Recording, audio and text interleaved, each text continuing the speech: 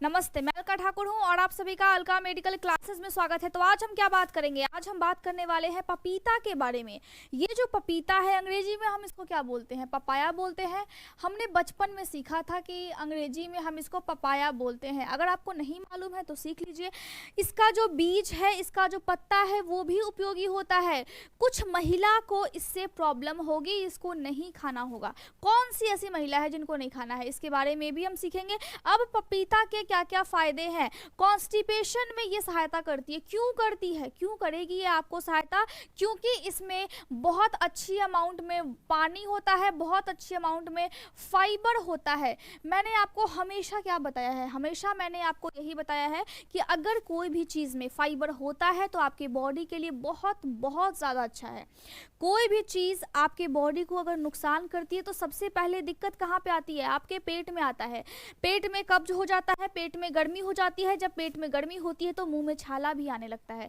कौन कहता है जिंदगी आपको एक बार मिलती है, इसको जी लो। जिंदगी आपको हर रोज मिलती है, मौत आपको एक बार मिलती है, उसके बाद मौका मिलता है क्या? नहीं मिलता है मौका। तो रोज आपको जिंदगी मिल रही है और रोज की जिंदगी को आपको बेटर बनाना है, तभी आप लाइफ में आगे चल के खुद को स्वस्थ रख पाएंगे और आपका जो काम है उस पर आप कॉन्सेंट्रेट कर पाएंगे। तो यहाँ पे कॉन्स्टिपेशन में ये सहायता करती है। इसमें एंटी एजिंग वाली प्रॉपर्टी होती है। ये मैंने क्या बोल दिया? एंटी एजिंग का मतलब होता है कि अगर आपके फेस पे चमक नहीं है, चेहरे पे चमक क्यों आएगी? क्योंकि पपीता खाने की वजह से आपके बॉडी के अंदर सोडियम जाएगा। सोडियम का जो सिंबल होता है वो Na होता है। क्या होता है? Na होता है। तो ये जो सोडियम है, इसकी वजह से आपकी जो स्किन है, पूरे बॉडी की स्किन, वो कैसी होगी? वो आपकी स्किन हाइड्रेटेड होगी, मतलब पानी की कमी नहीं रहेगी आपके स्किन में।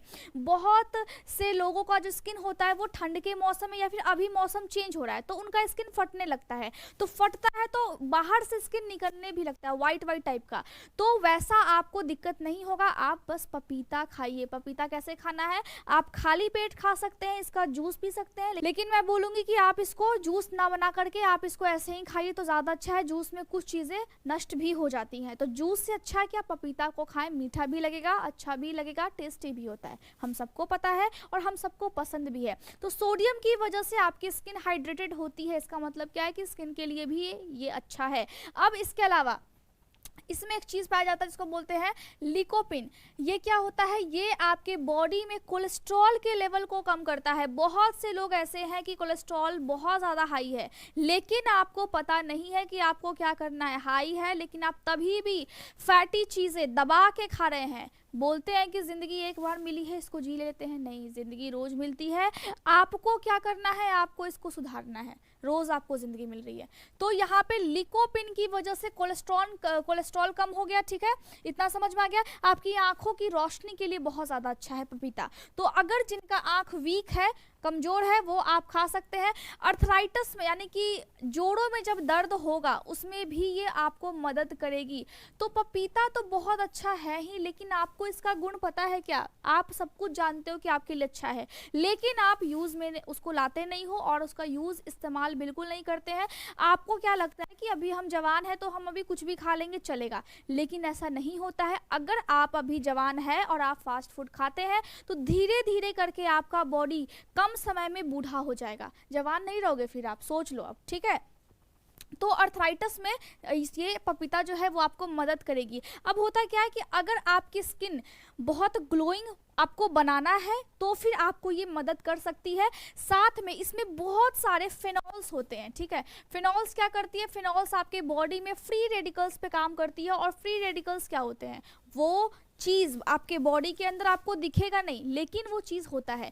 क्या हम देख पाते हैं कि हमारे बॉडी में पाचन की क्रिया कैसे हो रही है? नहीं देख पाते ना, लेकिन हमारे बॉडी के अंदर वो चीज़ें, वो घटना घटित हो रहा है। तो जब घटना घट रहा है तो उस टाइम में आपको क्या करना है? पॉजिटिव सेंस में इसको लेना या फिर नेगेटिव सेंस में? उस टाइम में आपको इसको पॉजिटिव वे की तरफ, डायरेक्शन इसको क्या देना है? Positive direction. जिस तरह हमें सही समय पे सही नीड जब हमारी होती है, हमारी स्टडी के टाइम में या फिर हमें कुछ भी खाना चाहिए या फिर कुछ भी एजुकेशन के लिए फ़ी चाहिए, अगर सही टाइम पे अगर हमें ना मिले जीवन में, तो क्या हम बाद में उस चीज़ को लेकर के कुछ कर सकते हैं? क्या टाइम निकल जाएगा, समय निकल जाएगा, हमारा जो एनर्जी है, जो कॉन्सेंट्रेशन है, फिर वो ख़त्म हो जाएगा, उसके बाद आपको बहुत दिक्कत होती है। तो इसीलिए सही टाइम पे सही चीज़ कीजिए और अपने बॉडी के लिए भी आप सही चीज़ किया कीजिए। आपको मैगी नहीं खाना है मतलब नहीं खाना है, आपके बॉडी के लिए नहीं अच्छा है। तो फिनॉल्स होते हैं, इसके अलावा कैरोटीनॉइड्स होती है, कैरोटीनॉइड्स ये आपके बॉडी में होने वाले कैंसर से भी बचाती है, ट्यूमर्स की डेवलपमेंट ना हो जाए आपके बॉडी में, इससे भी आपको बचाएगी। तो आपके बॉडी के लिए अच्छा है, आपके बाल मजबूत और घने बनेंगे इससे।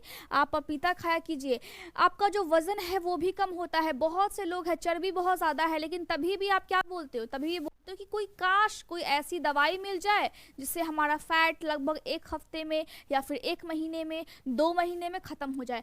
दवाइयों का साइड इफ़ेक्ट होता है, मैंने हमेशा बोला है कि अगर दवाई आपके बॉडी में काम करती है तो वो केमिकल है, वो कुछ असर अपना छोड़ेगी और फिर आपको साइड इफेक्ट्स होंगे ही होंगे। आप कोई भी बुक्स उठा करके देख लीजिए, वहां पे लिखा होता है। इसके अलावा पपीता में क्या होता है, पपीता में इसके अलावा पाया जाता है विटामिन ए, विटामिन ई, ठीक है, फॉस्फोरस, फॉस्फोरस के अलावा क्या होता है, आयरन होता है, मिनरल्स होते हैं। तो सारी चीज़ें होती हैं, लगभग सभी चीज़ें जो भी प्रकृति में पाई जाती है उसमें बहुत इंपॉर्टेंट चीज़ें हैं। लेकिन आपको समझना है, आपको करना है, जो चीज़ आपको पसंद है वो चीज़ खाया कीजिए, जो चीज़ नहीं पसंद आपके लिए अच्छा है उसको भी खाना है। समझ में आ गया? चलिए अब हम आगे बढ़ते हैं। अगर किसी को दाद और खुजली हो जाता है, स्किन रैशेस पड़ जाते हैं, अगर स्किन पे कोई प्रॉब्लम्स हो गया या फिर कुछ भी दिक्कत हो गया, तो पपीता आपको उसमें भी मदद करती है। तो स्किन में अगर प्रॉब्लम है तो आपको उसमें भी मदद करेगी। साथ में अगर कोई प्रेग्नेंट लेडी है तो क्या वो पपीता खा सकती है? कोई अगर प्रेगनेंसी के टाइम में पपीता खाती है तो उस टाइम में यहाँ पे उसके एबॉर्शन के चांसेस बढ़ जाते हैं। बच्चा आपका खत्म हो सकता है, बच्चा आपका खराब हो सकता है। क्यों ऐसा होता है, मैं ऐसा क्यों बोल रही हूँ, इसका एक रीजन है। पपीता में क्या पाया जाता है, पपीता में पाया जाता है आपका लेटेक्स, ठीक है। ये जो लेटेक्स है वो क्या करती है, यूट्रस के कॉन्ट्रैक्शन को बढ़ाती है। जब भी एक माँ बच्चे को जन्म देने वाली होती है तो क्या होता है, उसके यूट्रस में कॉन्ट्रैक्शन होता है। यूट्रस जो है यूं आगे की तरफ और फिर वो सिकुड़ जाती है, फिर फैलती है, फिर सिकुड़ती है, ताकि बच्चा बाहर आ सके वेजाइना से, ठीक है। तो यहाँ पे क्या हुआ, इसके अंदर प्रेजेंट है लेटेक्स। तो जब आप प्रेग्नेंट नहीं हो तो आपके लिए बहुत अच्छा है, प्रेगनेंसी के बाद आपके लिए बहुत अच्छा है, लेकिन प्रेगनेंसी के टाइम में आपके लिए ये खतरनाक साबित होगा, क्योंकि इसमें एक कंपाउंड, इसमें एक तत्व पाया जाता है जिसको हम क्या बोलते हैं, लेटेक्स बोलते हैं। और इसकी वजह से आपके यूट्रस की कॉन्ट्रैक्शन बढ़ सकती है। जब यूट्रस आपका संकुचित होगा, कॉन्ट्रैक्ट करेगा, तो आपका बच्चा जो है वो बाहर की तरफ आएगा। या फिर अगर आपके यूट्रस पे उतना प्रेशर नहीं पड़ रहा है तो फिर आपका जो आपके पेट के आसपास, नाभि के आसपास आपको दर्द महसूस होगा, जैसा दर्द आपको डिलीवरी के टाइम होने वाला होगा, ठीक है।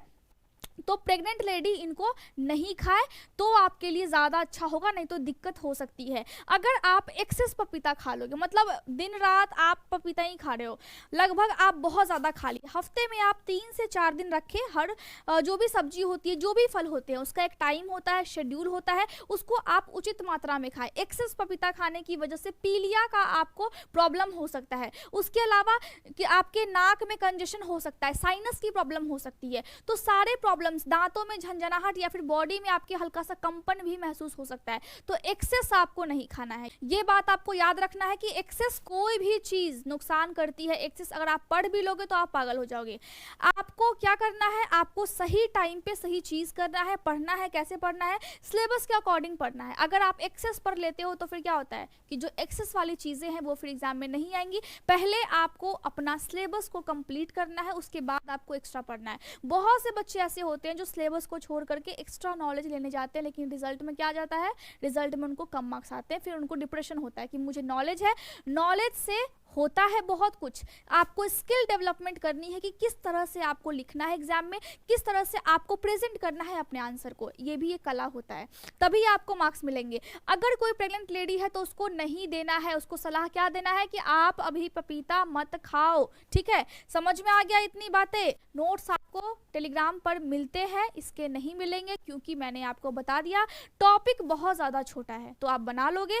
जो डिस्कस करना होता है वो आप डिस्कस कर सकते हैं उस ग्रुप में, इसीलिए पहले वाले कमेंट में उसका लिंक होता है, आप जाइए जाकर के ज्वाइन कीजिए। कोई भी डाउट होता है आप पूछ सकते हो, मैं आपको रिप्लाई करूंगी। डिस्क्रिप्शन बॉक्स में सारे लिंक दिए हुए हैं, आप कहीं पे भी अपने डाउट्स को पूछ सकते हो, ठीक है। तो मैं समझती हूँ कि आज का लेक्चर आपको समझ में आ गया होगा। कोई भी प्रॉब्लम हो आप बेझिझक पूछिए और नोट्स बनाए कीजिए। Thank you so much.